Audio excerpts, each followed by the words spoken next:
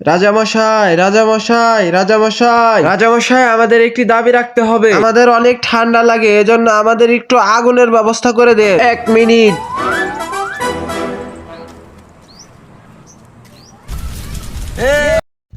এবার আমরা শীত থেকে বাঁচবো। মন্ত্রী নাহিদ, আমার অনেক পেট্রোল লাগবে। পেট্রোল দেওয়ার পর কি হলো যদি দেখতে চাও, তুমি যদি মাকে ভালোবাসো তাহলে লাইক এবং সাবস্ক্রাইব করো।